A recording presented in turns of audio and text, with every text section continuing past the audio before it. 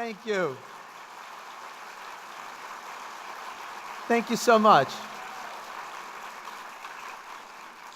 Thank you all for coming this morning. It's my great pleasure to introduce you to Congressman Adam Schiff. Before I do so, there's some thanks in order. Because of time considerations, I'll only thank a few of the people who are responsible for this event. So many were involved in putting it together. I want to thank Tom Umberg and Joe Dunn and the staff of Congressman Schiff for arranging this. I want to thank those at the Barclay Theater for putting all of this together and letting us use this wonderful facility on very short notice. And most of all, I want to thank Marina Harrison, who handled all of the logistics of this event.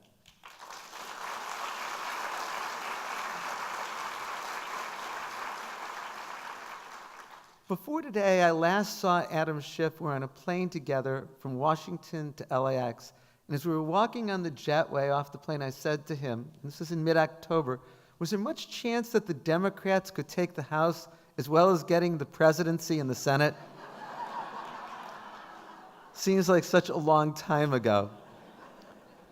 This morning, someone who's in the audience said to me that Adam Schiff is truly the hero of the moment. I think that's true, but he's been a hero for a very long time. He grew up in Boston. He attended Stanford University and went to Harvard Law School. In fact, the very first time he and I spoke together many years ago in my office at USC, we discovered we were both research assistants for the same professor when we were in law school. He had a distinguished career as a lawyer. He spent 6 years as an assistant United States attorney. In fact, he was the very first federal prosecutor to successfully prosecute an FBI agent for espionage. He then served a term in the California State Senate, served with great distinction, including serving as chair of the Senate Judiciary Committee. He's now in his 9th term as a member of the United States House of Representatives. He comes to us today, serving, of course, on many committees, including being the ranking Democrat on the Permanent Select Committee with regard to intelligence. In his time in Congress, he's been a champion for many things. He's an expert on foreign policy and a staunch advocate for human rights. He's very much an advocate with regard to protecting the environment and with regard to mass transit, something so important to our region. He's an advocate for scientific advancement. But as I've followed his career, and I've done so closely over the years, I've seen that everything that he does is handled with such compassion for people, for his constituents, for the country, and for the world. So it's an enormous pleasure to welcome him to this podium to deliver his address on Russia, a global threat to liberal democracy. Join me in welcoming Congressman Adam Schiff.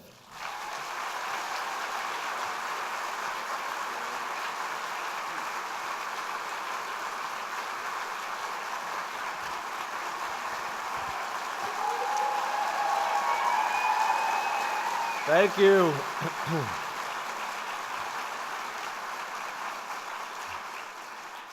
Thank you, and what a pleasure it is to join you. And I want to thank Dean Chemerinsky for the fabulous job that he has done at UCI.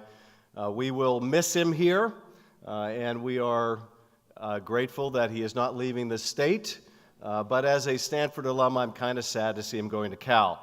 But nonetheless, what a tremendous benefit he has been to the university here. I know he will be just a treasure at Cal as well, and we have been just so fortunate to have his leadership in the law, his leadership in academia, and Erwin, we thank you for all you've done for us.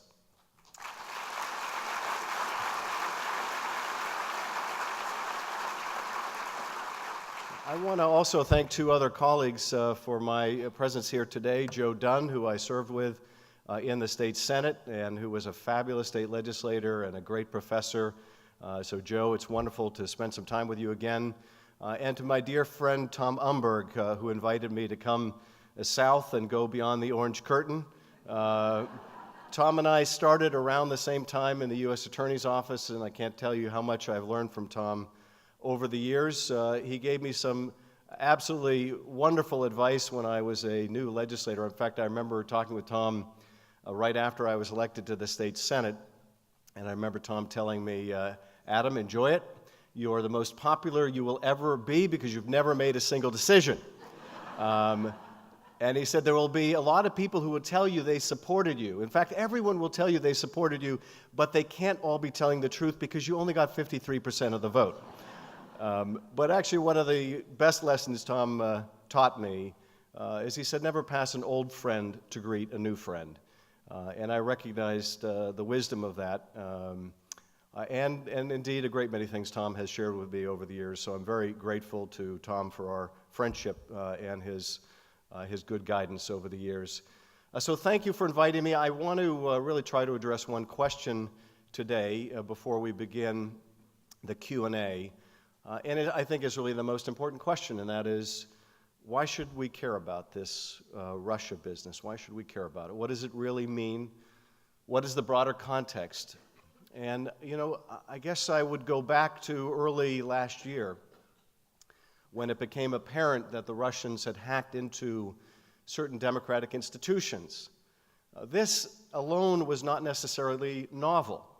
Foreign intelligence agencies had penetrated, after all, not only private organizations like the DNC, but the RNC and the State Department, the Defense Department. Efforts to gather foreign intelligence were really quite routine, even as they were dangerous and at times destructive, as we saw with the hack of OPM.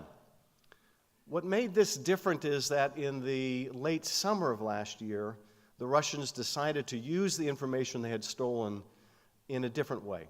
They decided to weaponize that data and publish it in an intent to interfere in our presidential election.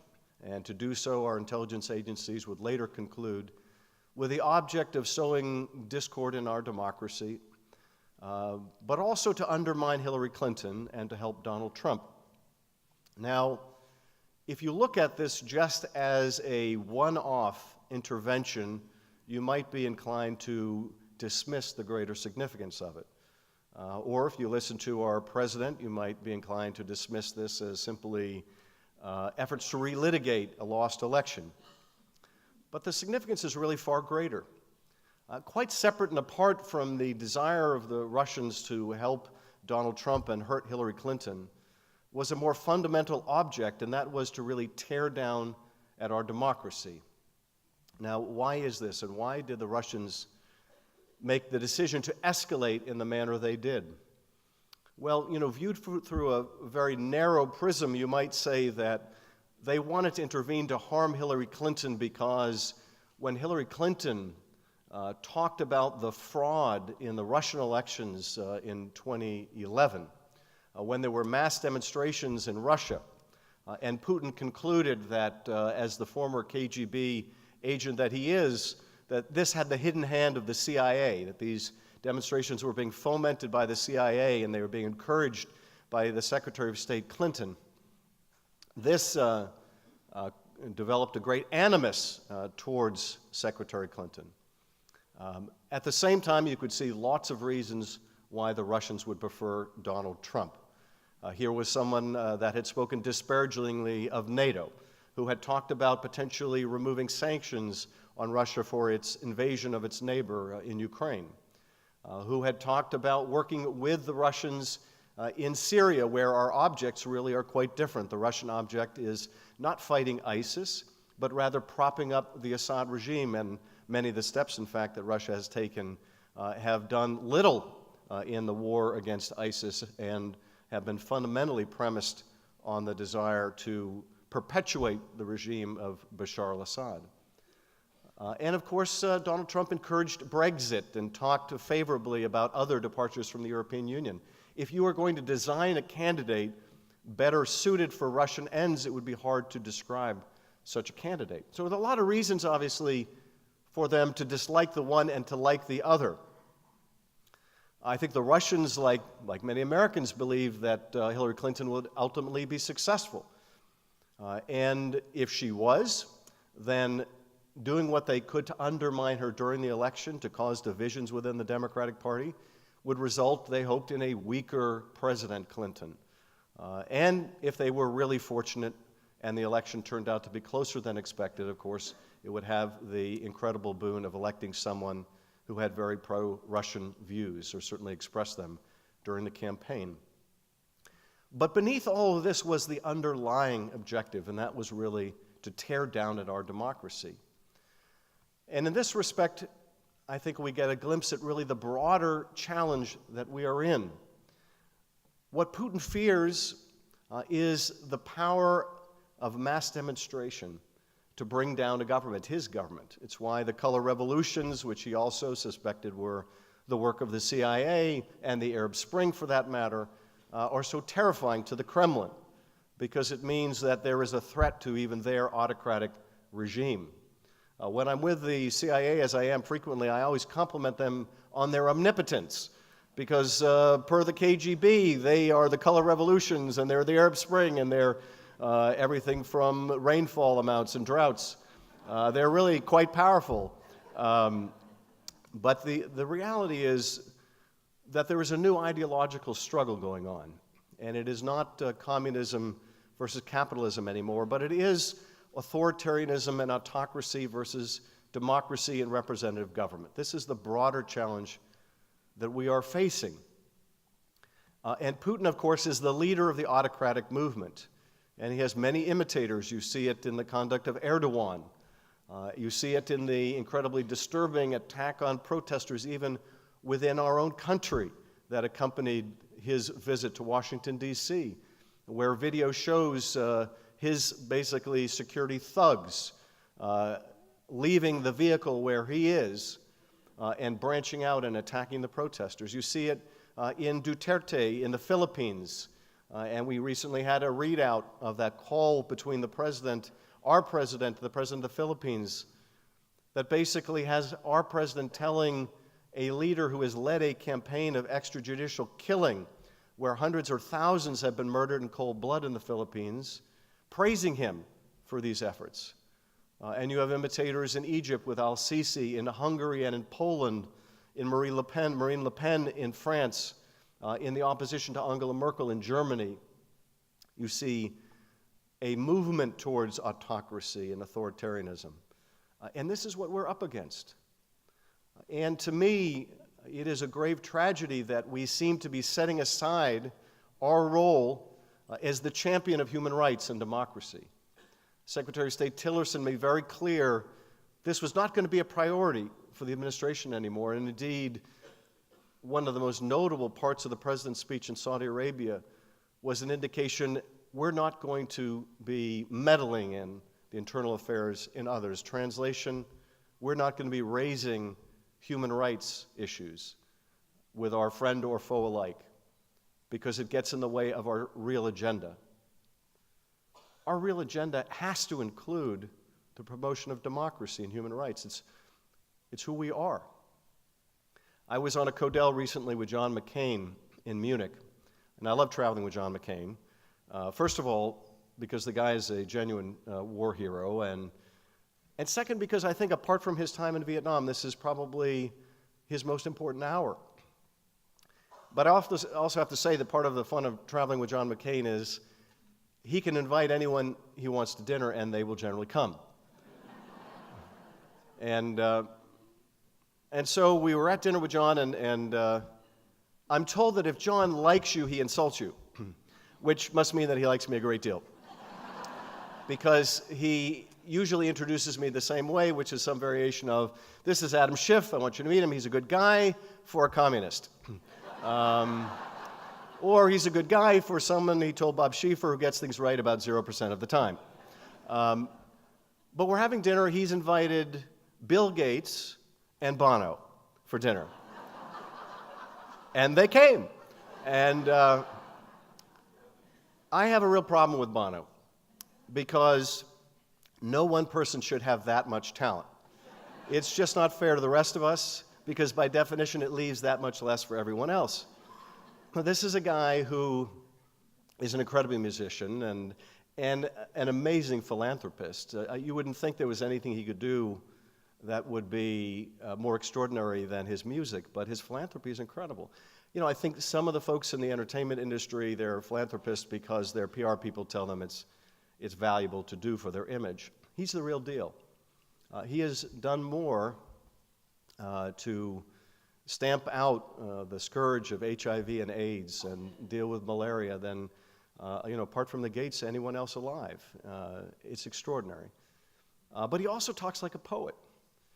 And at this point in the dinner, we were kind of degenerating into telling jokes, and Bono told a joke about Ireland, and then he got serious, and he said, I'm very proud of Ireland. I'm very proud to be Irish. But Ireland is just a country. Most countries are just countries. America, he said, is also an idea. And the minute that he said it, I realized that this is really what is at risk right now with his presidency, is the very idea of America. I was at a very powerful Memorial Day event yesterday. I was at several, but one in particular honored Gold Star families, 11 of them just from the greater Pasadena area.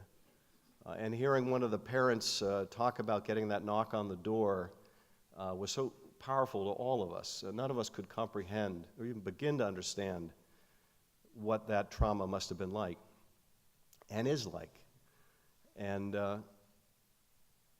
But it's this idea of America that these young people were fighting for and dying for. And part of that idea is to be a beacon of hope for people that gathered in Tahrir Square in Egypt because they wanted a better government, because they wanted a more representative government, many of which are now in jail or threatened with jail. They look to us.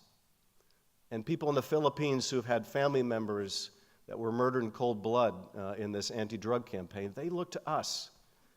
And people all over Europe, as they see the scourge of nativism rise once again, they look to us.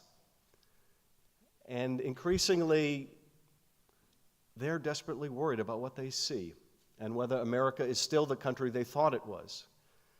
And I think it all the more important that those of us that are in Congress right now speak out, because our administration is not. And I'm very proud of the fact that so many people who are speaking out come from this state. Indeed, much of the leadership now falls upon the states in areas like climate change. You probably all saw the comments of Angela Merkel over the last couple of days after the president's hugely successful trip. Where Angela Merkel said, that the lesson we have to take is we can no longer rely on those that we have placed our reliance on in the past. Well, it was clear who she was talking about. Probably one of the most painful headlines I've seen in the weeks of this administration, and feels like I should say years, but it's only been weeks, was when Angela Merkel came to Washington and met with our president. And the headline in Politico read, "Leader of the Free World meets Donald Trump." And that, I have to say, caused me such pain to see that was the perception among so many.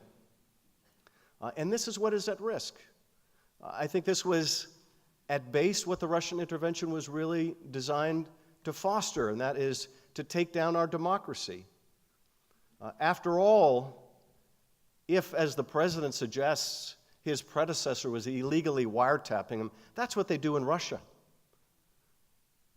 When the president is asked by Bill O'Reilly, why can't you criticize Putin? And his answer is, are they so different from us? Are we so much better? This is exactly the narrative that the Kremlin wants to tell. And that is, there's no such thing as democracy. We in Russia, we're not a democracy. We're a thugocracy, we're a kleptocracy, but you know something? Neither is America. They're just a bunch of hypocrites. This is the story the Kremlin wants to tell. And if they can tell that story by suggesting that our elections in the United States are rigged, or that we're willy-nilly, illegally eavesdropping on each other, or the fix is in the United States, or that we can demean our press just as he demeans what little free press they have left in Russia, then he can make the case, why throw us out in Russia? There is nothing better anywhere. That's the idea that he wants to take root. Now, there are a lot of things we're looking at in our investigation. We're looking at the whole range of what the Russians did. We know in Europe the Russians hack and they dump emails as they did in the French elections, and indeed were doing long before they did in our own. We know they use a slick media campaign, as they have in the Baltics, where there are a large community of Russian speakers, where they propagandize in an effort to undermine the governments in those countries, and indeed as they did in Ukraine. We know they use paid social media trolls, and they try to push up stories in our social media feeds to manipulate public opinion. We know they gather compromising material and blackmail people with it. We know they use financial entanglement to exert financial pressure on people to influence policy. And so we're trying to determine what of these tactics have they used here, and what involvement was there, if any, by U.S. persons, including those affiliated with the Trump campaign. We're also looking at what was the U.S. government response. When we learned they were in our computers, what did we do, or what did we fail to do? At what point did we discover that their goal was far broader than gathering of foreign intelligence, that they intended to interfere? And what was not only the response of the intelligence agencies, but what was the response of our administration at the time? You might remember that not long after we discovered what the Russians were doing in the late summer, Senator Feinstein and I offered a very unusual public statement. And it was unusual in this respect. We issued a statement pointing out that the Russians were hacking into our institutions, they were dumping documents, they were doing this to influence our election, and this came from the highest levels of the Kremlin. Well, saying that would have been unusual enough, but we said this was on the basis of intelligence we were being briefed on. Now, we had to vet that with the intelligence agencies. We don't usually speak to what we're being briefed on as a matter of our intelligence. But that statement was the result of a failure to persuade the administration it needed to make its own attribution of the Russian hacking. And I think at that time the administration was wary of being seen as in any way trying to put its hand on the scales of the election. And so out of an abundance of caution, initially it wasn't even willing to attribute the hacking to Russia when we knew it was the Russians. And later, sometime after our statement, when the administration did acknowledge that it was Russia, did acknowledge that this was ordered at the top levels of the Kremlin, it stopped there. It didn't move forward, as I was urging at the time, to impose new sanctions on Russia for their blatant interference in our affairs. And that Russian interference continued to devastating impact. But part of the reason why that interference was so successful is our own responsibility. And it's a responsibility that is shared, I think, between both parties. On the GOP side of the ledger, both the candidate himself, who in late July said, "Hey, Russians, if you're listening, hack Hillary Clinton's emails, you'll be richly rewarded," and who trumpeted how great WikiLeaks and Julian Assange were, there was both a willingness to accept the fruits of these ill-gotten gains and indeed an egging on of further involvement in our election. But on the Democratic side of the aisle, we failed to persuade people why they should care. Indeed, why they should care more about the fact that a foreign adversarial power was trying to influence the outcome of our election than what was said in these emails. That was our responsibility, and we did not meet that challenge, and I think we have to recognize that in my party. Going forward, I can tell you this. There is no way to cyber protect ourselves by improving our cybersecurity. There is no software patch, no technological fix, nothing that is going to be a perfect protection from further Russian interference in our elections. And one of the most important conclusions that our intelligence agencies have reached is the Russians will do this again. I can tell you also that if the Russians want to get into your computer or my computer or the DNC or the RNC, they will get in. If you have a capable state actor, and they're one of the best in the world, and they want to get in, they will get in. No matter how good you educate your employees about spear phishing attacks, they will try them with increasing sophistication and other means as well until they get in. Now that, of course, doesn't mean that we don't need the best state-of-the-art defenses. We do. But it does mean that the only real defense is to inoculate ourselves, to educate ourselves about just what the Russians have done, just why they're doing it, just what they may do in the future. And somehow, we have to develop a consensus that regardless of which party it helps and which party it hurts, that we will reject it. Now, I'm continually, in my job, attuned to just the terrible fortuity of events. And I think we had a terrible fortuity in the last year where you had the Russians decide for the first time to really actively engage in interfering in our democracy. And at the same time, you had a candidate in Donald Trump willing to accept and embrace that intervention. I'm convinced that had John McCain been the nominee this cycle, or Mitt Romney, both of them would have had the strength of character to reject that out of hand. To say, Russia, butt out. We don't want your help. We don't need your help. We don't want to win with any foreign intervention. Butt the hell out. I have every confidence they would have done that. But we do somehow have to make sure that this doesn't happen again. Because what we saw is not even the worst of what the Russians could do. And by that, I don't mean that they could hack into our election machines. In a decentralized system, that would be very hard to do in a determinative way. But what the Russians dumped in this election was predominantly, if not exclusively, authentic stolen emails. The thing that I was most worried about, the reason why I wanted to sound the alarm as loudly as I did in the summer and fall of last year, was that I was desperately concerned that they would dump forgeries along with the real. And in fact, take real emails and doctor them to add additional paragraphs that suggested illegality.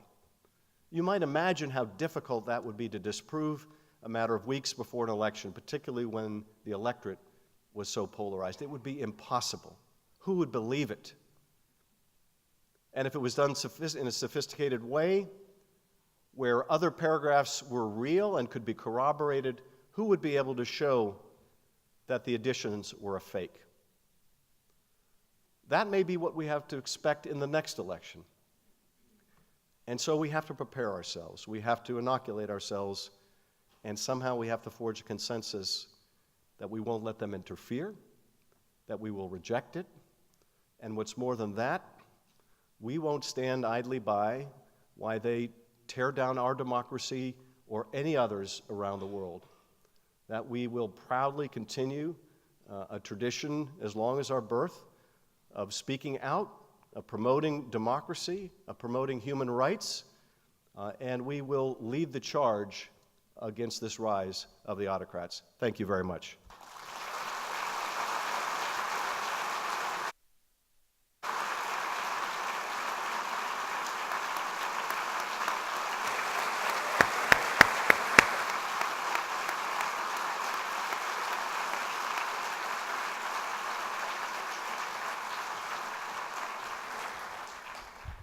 That was wonderful. Thank you so much, and thank you for your kind words.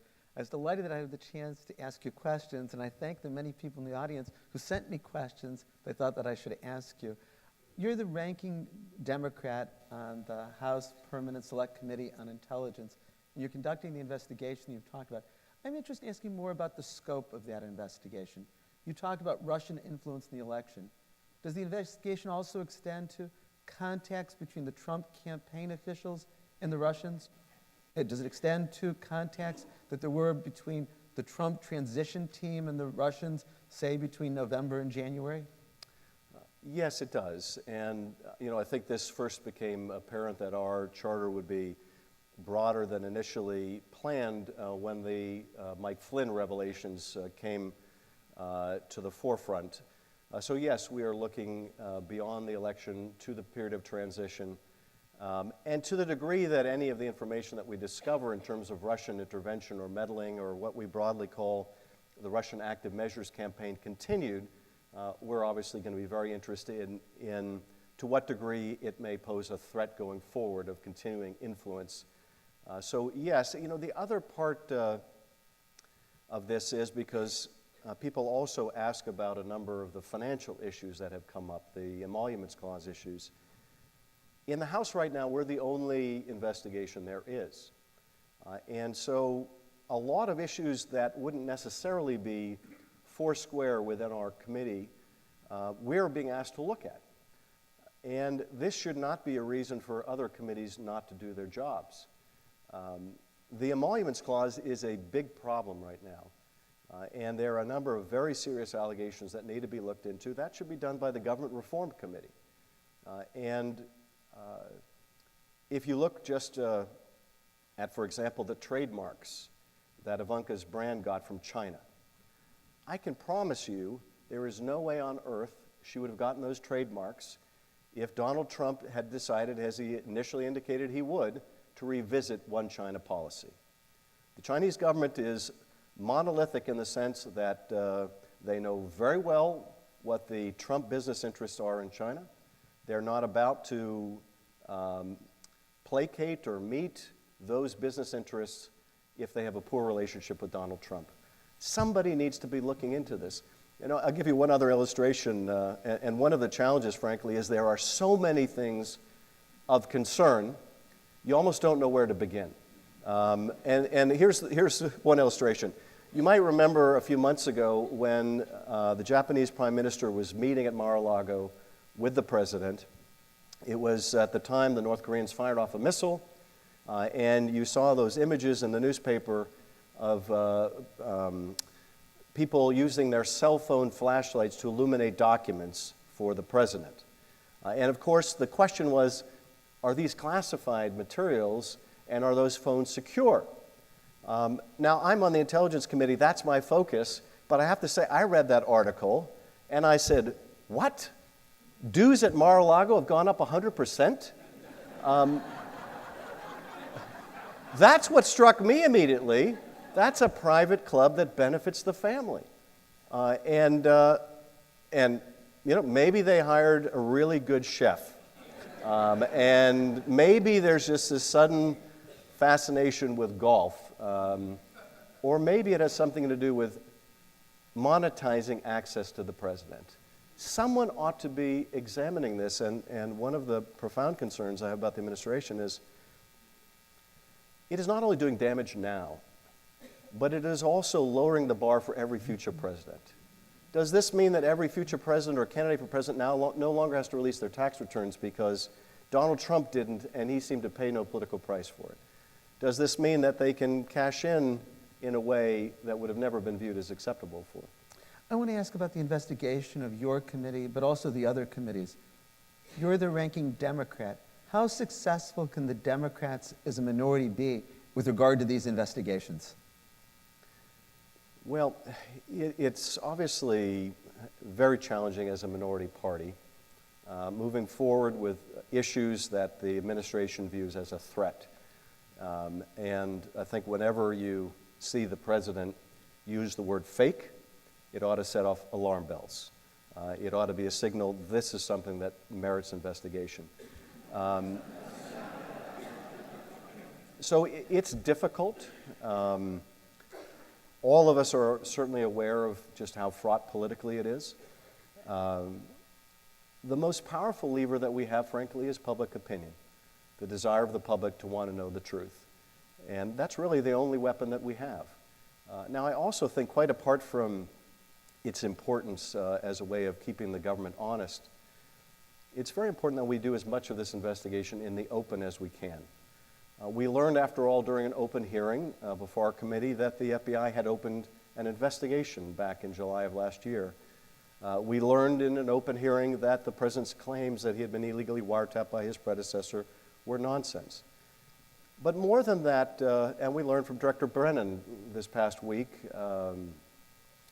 that he was concerned enough about what was crossing his desk to forward it to the FBI for investigation.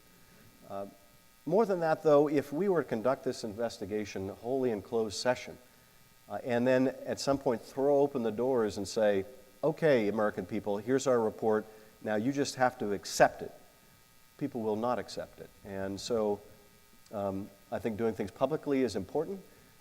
As a practical matter, on a whole host of other things that people really care about, these other areas that are not going through investigation or inquiry, the only real remedy there is having one house or the other in the hands of a different party. You mentioned President Trump's use of the word fake. He's also called the investigation by your committee a witch hunt. You might have seen an article in this morning's Los Angeles Times that your colleague, Representative Nunes, has said very disparaging things about the investigation by your committee. Do you have a response to those charges and why they're wrong? Well, I think it's obvious to everyone except the president that the Russians interfered in our election. Now, he still says it could have been the Chinese. But he must be the last man on earth, including everyone in China and Russia, to think that's even possible. There is some attribute of character here, or maybe more, that accounts for his unwillingness to accept the obvious. I'll tell you one of the things that most alarmed me in the early days after this election was not even the denials of Russia's involvement by the president, which I could understand at the most basic level, but days after, the claim that millions of undocumented immigrants had voted, and this deprived him of the popular vote. There are only one of two explanations for making statements like that, and not only making them, but making them repeatedly, and now we have a commission to investigate this nonsense. The only reason to do this is either you're willing to say things that are just patently untrue, or you actually believe them, which may be far more disturbing. I have to think that unless the president has convinced himself somehow that Russia is completely innocent of this and they're a great partner and they really have our best interests at heart, that he knows this is serious business. And even though it may not reflect well on him or on his campaign or his associates, even though in the eyes of some it may diminish the magnitude of the greatest electoral victory in history, apparently, except for most of the others, it merits very serious investigation. And our challenge, and who knows, if you were going to bet against Congress, you'd win just about every bet, but our challenge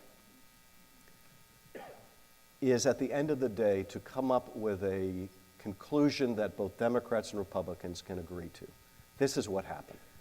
If at the end of the day we have two reports, a Democratic report that says one thing and a Republican report that says another, half the country will read one and half will read the other, and we'll have added very little value. And that's a risk. Are you optimistic that the Republicans and the Democrats in this partisan time can come to one report as to what happened? I have to be optimistic because it's hard enough to get up in the morning. If you're not, fair enough. And I do have I think a very serious partner in Mike Conaway from Texas, who I enjoy working with. Nobody should think this is going to be easy, though, and I would rest better knowing that there was an independent commission that was also doing this work, that was completely immune from political interference of any kind, and perhaps even more importantly, although less talked about, an independent commission has a sole focus and the resources to do the job. We still have a very important responsibility of oversight for all the intelligence agencies. We have a very small staff working on this. The Senate has an even smaller staff working on this. And just those constraints, for me, would justify having a commission. Are there possible crimes that were committed? Obviously, Russia tapping into and hacking computers is a crime. But I'm talking about, depending on what your investigation finds, is there the possibility that criminal activity was committed by those in the United States? If Michael Flynn or Jared Kushner told the Russians in December that they were going to be lifting sanctions when Trump took over, would that be criminal activity? Well, there certainly it could be, and it's very early for us to draw any conclusion. And I use the word possible. No, I appreciate that. I have to be very careful because my Breitbart friends out there, but we know, of course, that what the Russians did violates U.S. law. Clearly, if anyone was coordinating, conspiring, conspiracy would be the criminal allegation with the Russians, either in the timing of materials, the hacking materials, the release of materials, that would all be criminal. But there have been a number of other very public allegations that could expose people to criminal liability. You mentioned Michael Flynn, for example. There are issues about whether he could legally accept money from Russian entities, whether that would violate the Emoluments Clause. There are issues about whether he falsely reported the non-receipt of these monies during his security clearance. There are issues about whether he made false statements in connection with any of the above or anything in terms of his contact with the Russians.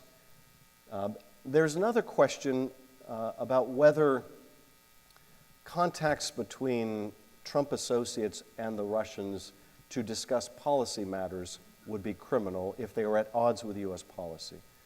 Now, those would violate the Logan Act.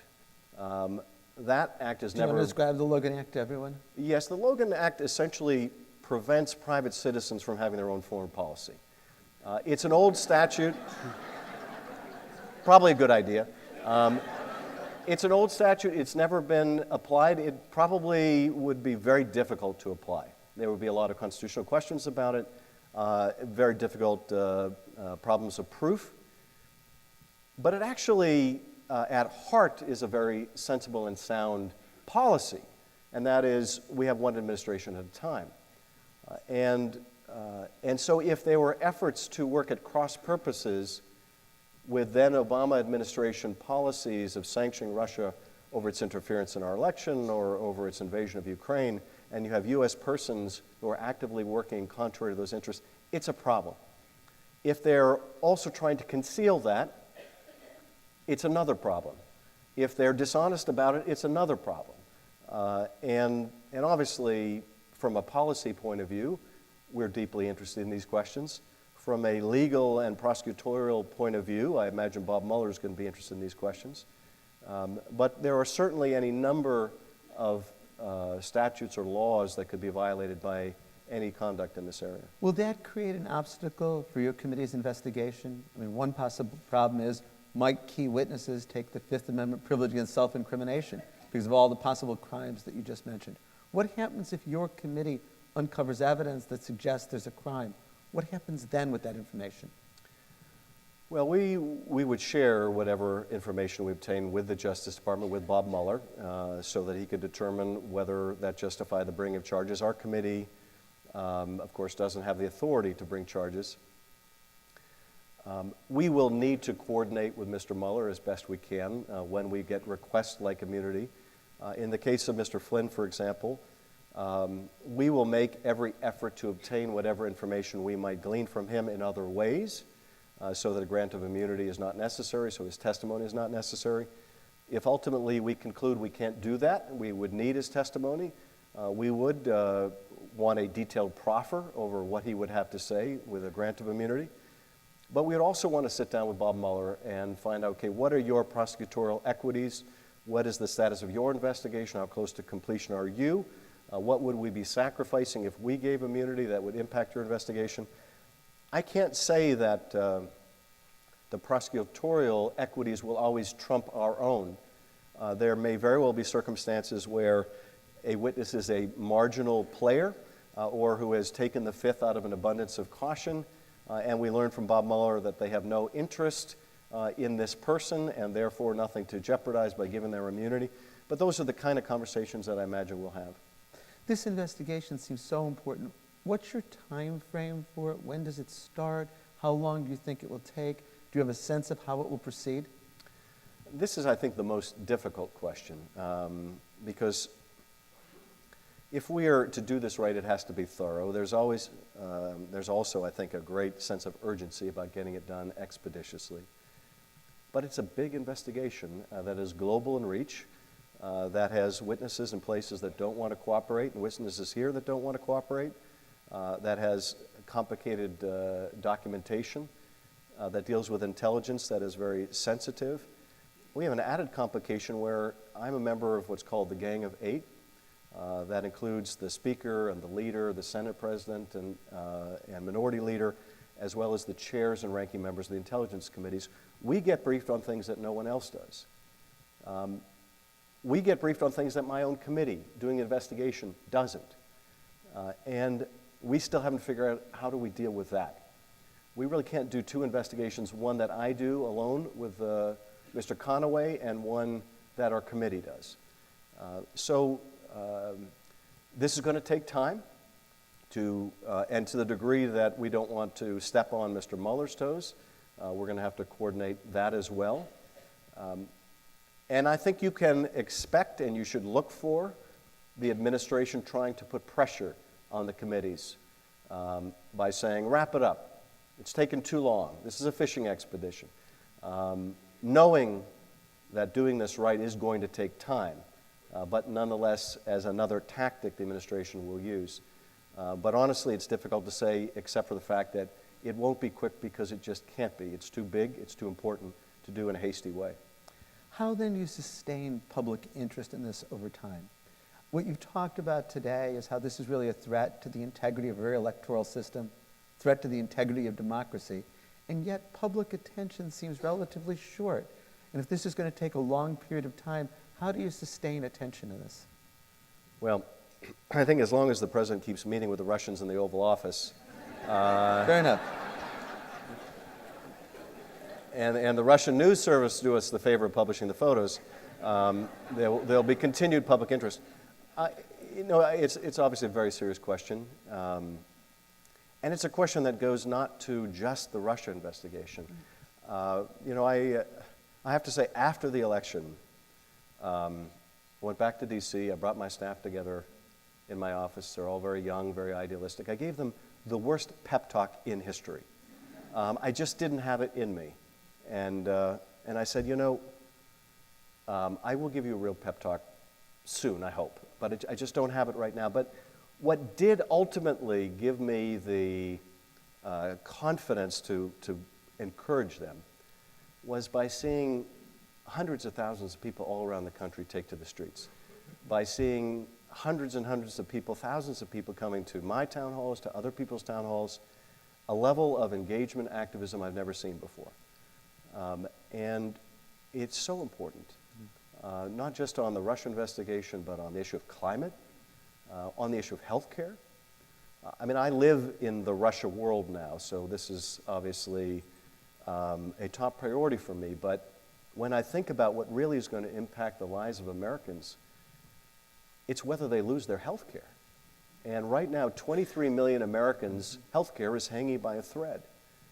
And I think the challenge for those that think those policies are a terrible direction for the country is to remain engaged and committed over the next year and a half, 2 years, or 4, midterms and presidential.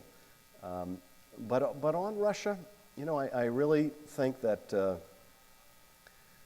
it's incumbent on us that are working on this to continue to impress upon the public why this is so important and why it's important that we get it right, and to hope that people view this as the marathon it is. It's not a sprint.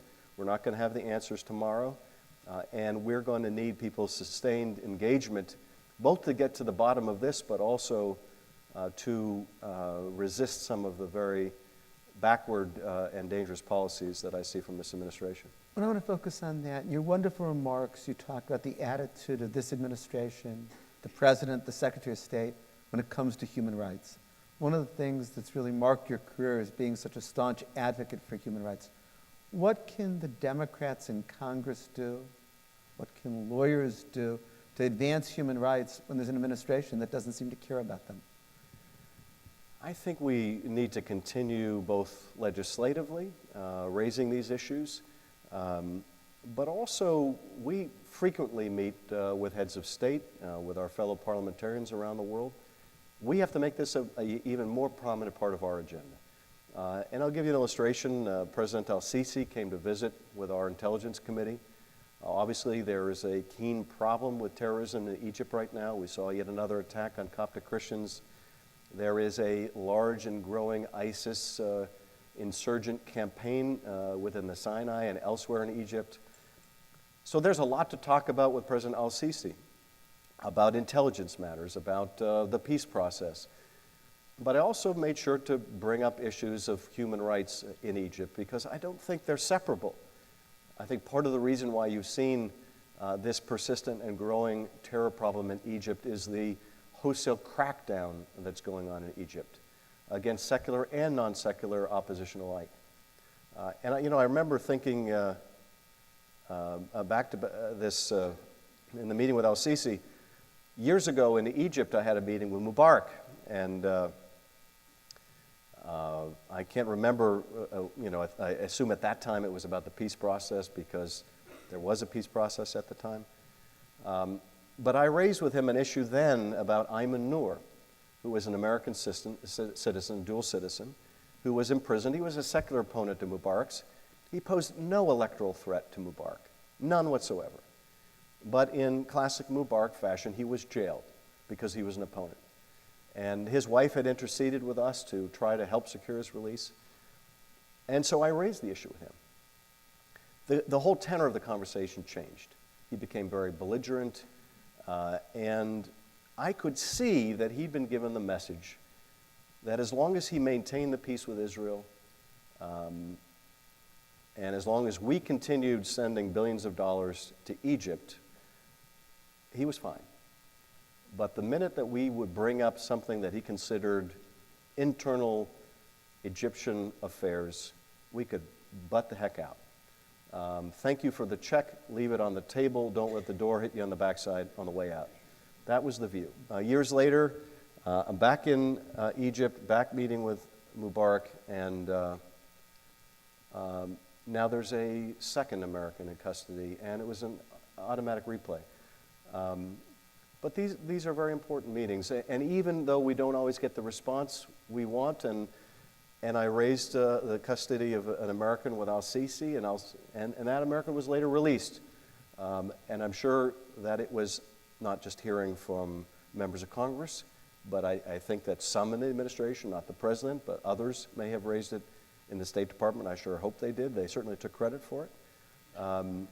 But it has to be part of the congressional agenda now more than ever. And do you see bipartisan support for human rights? And can it succeed in Congress without bipartisan support for human rights? You know, there is certainly some level of bipartisan support, and you have people like Christopher Smith of New Jersey, Chris Smith, who has been a very outspoken advocate for human rights and does raise the issues. But it is true, I think, that they tend to be much more of a Democratic focus, although they do, as I mentioned, enjoy some GOP support. Over the years, we have made an effort, for example, to condition some of the Egyptian support on human rights matters. And we've gotten some bipartisan support for that, although not enough ultimately to get those measures passed. But I think we need to try to broaden that, and perhaps now that we have an administration that has taken that off the agenda, we'll have more GOP members of Congress who are willing to make it part of their agenda. In just this short conversation, your remarks, you've talked about Russia, you've alluded to healthcare, talked about climate change, talked about human rights, and we go on with a long list. How do people choose, how should they choose what to focus on? How will Congress choose what to focus on? It seems so overwhelming to have all of this going on all at once. Well, it is overwhelming, and there's a debate going on in Congress and probably much of the country. Is this a brilliant stratagem of the administration? Basically just to throw so much out there that it's too much for anyone to fix on any particular problem. I don't think that's the case. I think that's just who this president is. And I think we can expect it to be the course of this president's term. I think we're going to continue to have rush at us a whole host of problems. In terms of my own work, I remember when I was first elected to Congress, you get a book called Charting the Course. And it's a kind of a roadmap for being a member of Congress, and it presents three models. You can be the political animal, that is typified by the chair of the DCCC or the RNCC, the campaign arms of the party, where your focus is sort of on political hand-to-hand combat. Or you can be the policy wonk that is typified by someone who achieves the rank of chair or ranking member of a committee. Or you can be the pothole king, which is characterized by an acute focus on every need in the district, every block, every street sign. And the premise of the book is you'll need to do all three to some degree, but you need to pick one, or you'll find you don't do any of them very well. And I found myself gravitating to people like Sam Nunn, that had developed a reputation in both parties on his defense expertise. I found myself admiring Howard Berman and the way that he was so effective at moving an agenda through Congress and what a great strategist he was. And I guess I found myself modeling my behavior after them, but more than that, I reached the conclusion this is a big place, the House. There are 435 of us. If you want to make any mark at all, you have to decide where's the area that I can add value. And a lot in my party didn't have as much of a focus on national security as I thought we should. It's not something that always resonates with the Democratic base. And so this is an area where I thought maybe I can add value here, and that's why I've chosen to focus on that. It's a wonderful transition. Am I going to ask you about your path to public service? How is it that you came to be in the House of Representatives now for 9 terms? Well, it kind of snuck up on me, at least the 9 terms. I remember when I was a freshman thinking that the people who were in their second or third term were so worldly and sophisticated. Now I realize they don't know anything. And I don't know much more than they do. You do go through these periods like we do in every profession where initially you're like, oh my God, I don't know anything about this, to, okay, I think I get this, to, okay, I really don't know anything about this. And I'm still going through that. But you know, I really attribute a lot of getting my start to Tom Umberg, who served with me in the U.S. Attorney's Office. Tom likes to say that I watched him run for office in Orange County as a Democrat and get elected and thought, well, hell, if Tom can do it, anybody could. I didn't feel that way, Tom. I realized how hard it was, although I have to say, watching this president, myself, like everyone else in the country, thinks, darn, if he can do it, just about anybody could. You know, I was very interested in what Tom was doing as a legislator. The fact that he could work on a whole host of the reasons why we were so busy as prosecutors and other issues as well, and that was very appealing to me. And I feel very lucky to have had the opportunity. I ran a couple times unsuccessfully before I won, but as my father likes to say, what's the point of being a Schiff if you can't be stubborn? So I stuck to it, and I feel very fortunate that I did. I just have a couple more questions. One follows from that. We have a lot of law students who are here today, and so you were a law student, became an attorney, and went on with all the accomplishments. If you had advice to law students who want to pursue a career in public service, especially right now, during the Trump administration, what would you say to them? Well, I would say, first of all, that we need you. You know, I have to say I feel terrible for young people right now, because I grew up in Boston, and I think that, like many people in that environment, was very influenced by the whole Kennedy ethic of public service being a noble calling and an opportunity to give back to others.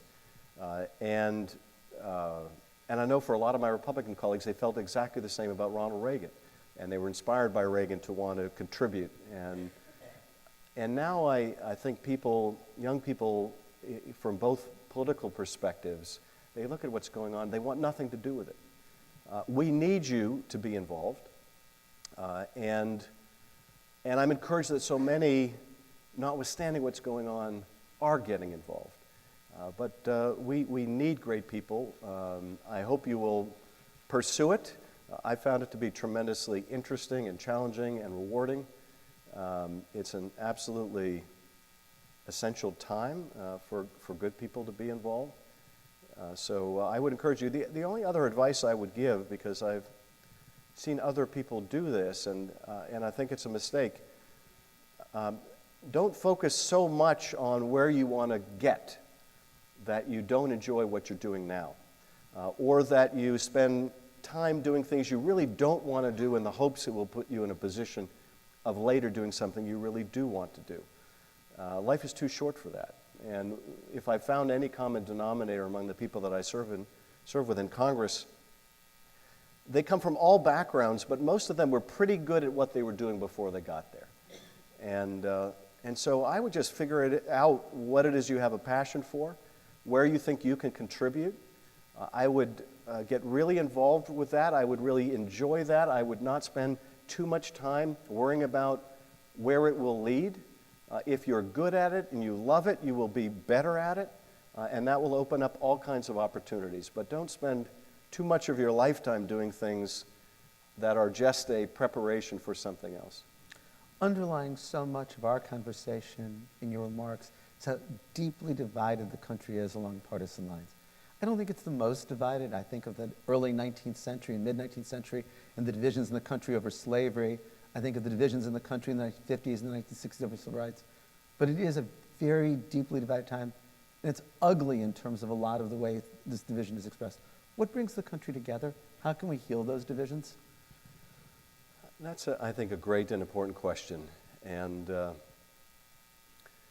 one of the things that was really striking to me when I looked at the results of the election, and you're tempted, I think, when you look at the country to look at it from 30,000 feet, and you see this massive red area in the middle, you see these vivid blue coasts, and it's tempting to think, okay, we're really two countries now, and we're hopelessly divided. But when you actually get down to the ground level and you look at what's going on in communities, you find out that, no, there are actually a great number of commonalities that you find in the red areas and the blue areas. And this provides, I think, both the hope of bringing our country together as well as the challenge for both parties. Because one of the interesting phenomena in the last election is that communities throughout America that were growing were by and large with Hillary Clinton. Communities that were shrinking, where jobs were leaving, where people felt literally left behind, were with Donald Trump.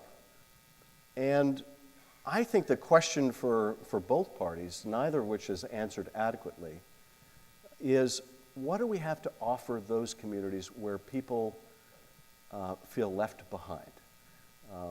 How do we answer the question in those communities, whether they're in red states or blue, what are you offering us that ought to give us some hope that our lives will be better in a world that is small and yet global at the same time, where automation can now do the jobs that our mothers and fathers used to do?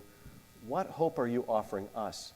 And I think for my party, if we can answer that question, we can be competitive anywhere in the country, and we can break down some of those red and blue silos. Let me ask a hard follow-up question then. You alluded to health care, and there's the Congressional Budget Office report that if the bill that was passed by the House is passed by the Senate and signed, 23 million people will lose their health care.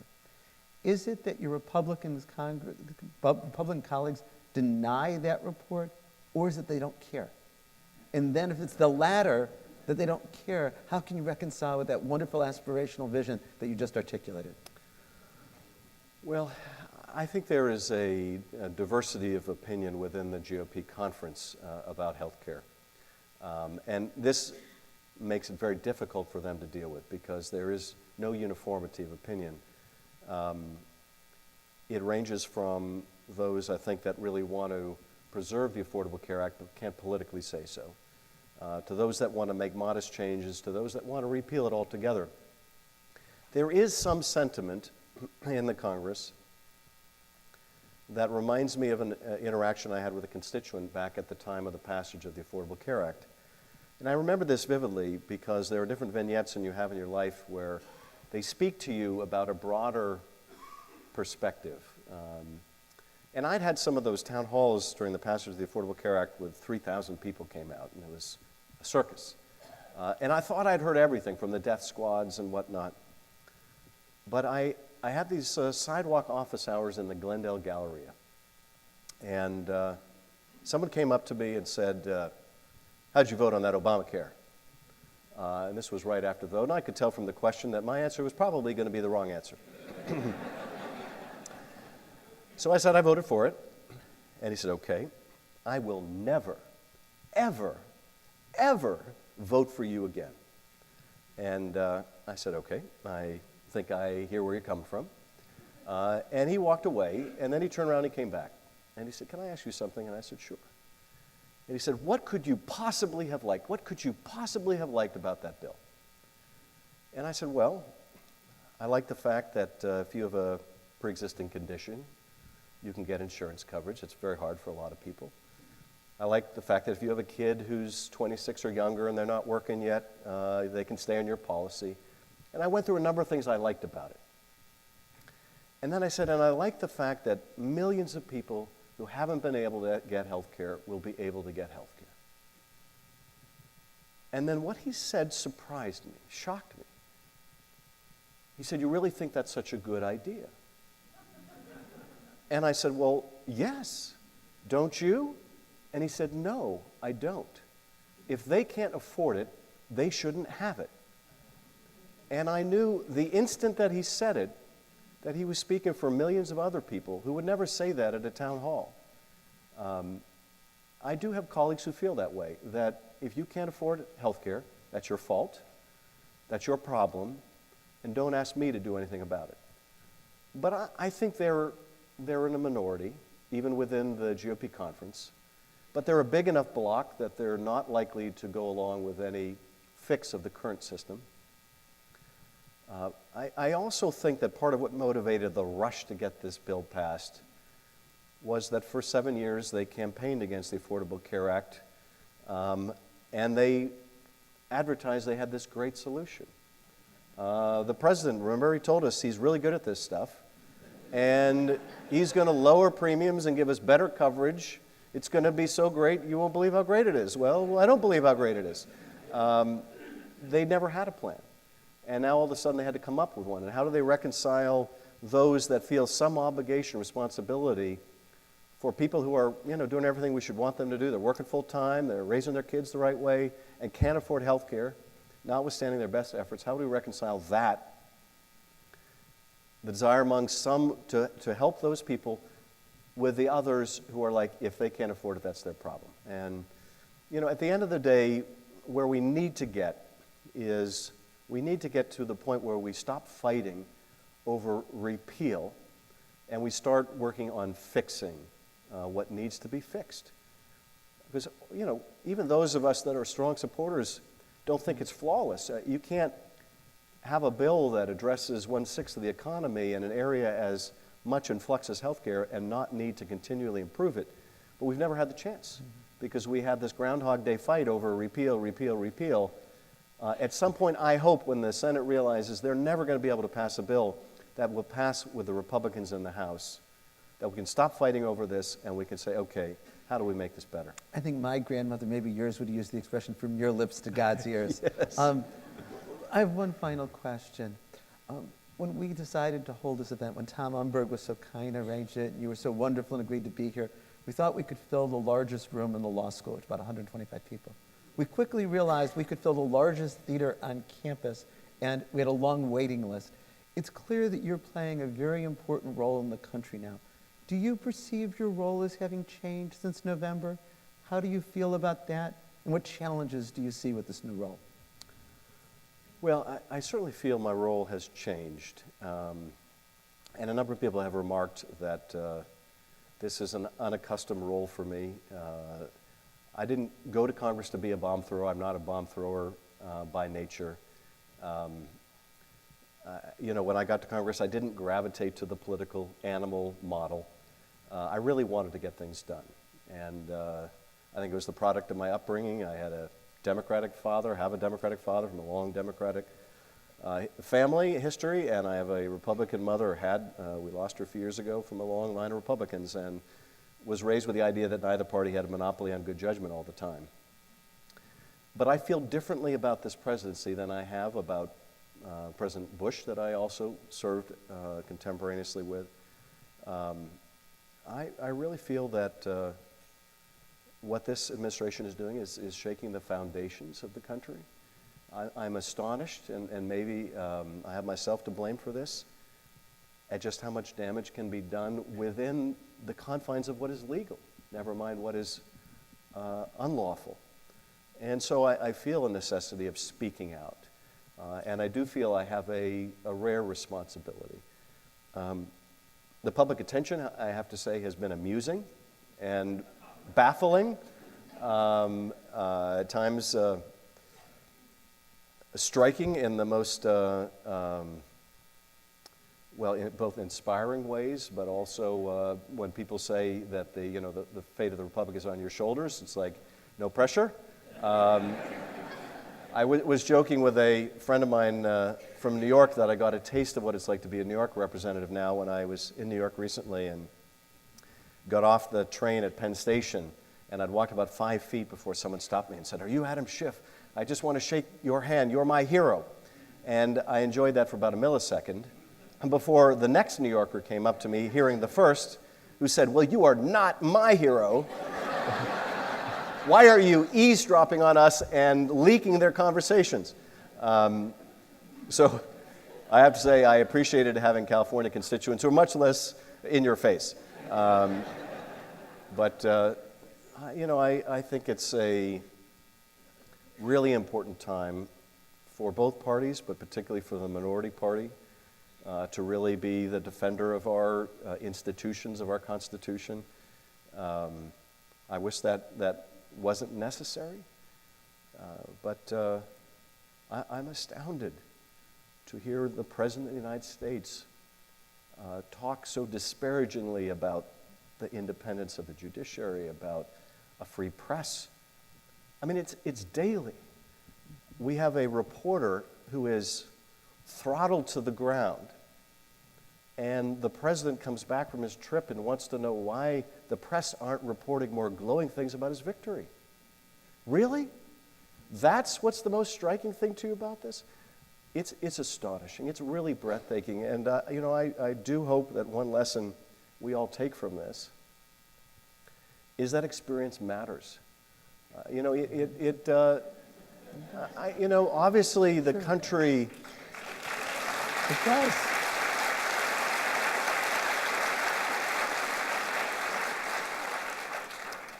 Obviously there were enough people in the country who were so unhappy about the direction of the country, they were willing to completely roll the dice. And we did. We rolled the dice with the greatest democracy on earth. And it turned out to be, in my view, a terrible gamble. But I will say this, we're going to get through this. I am convinced we're going to get through this. The challenge we have is, on top of a dysfunctional Congress that we've had for a long time, we also now have a dysfunctional presidency, but our system, I think, is still strong enough to get through this. And the reason I say that is because I have that much confidence in the American people. So we'll get through this, and I appreciate the encouragement I get back home. Well, if the fate of the republic's on anyone's shoulders, I'm glad it's on yours. Please join me in thanking Adam Schiff. Thank you. And you see the appreciation everyone has for you.